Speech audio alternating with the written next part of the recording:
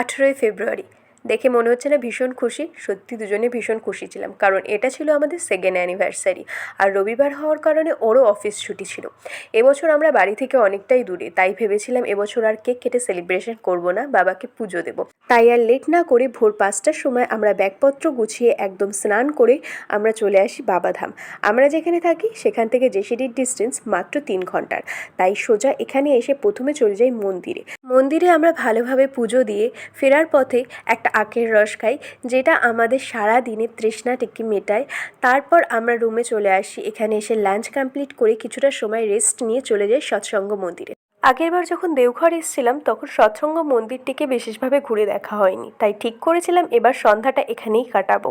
সন্ধ্যায় সন্ধ্যা আরতি করে তারপর পুরো আশ্রমটিকে আমরা ভালোভাবে ঘুরে দেখে রাতে ডিনারটা একটা রেস্টুরেন্টে কমপ্লিট করি। আমরা আমাদের বিশেষ দিনটিকে এভাবেই পালন করেছিলাম।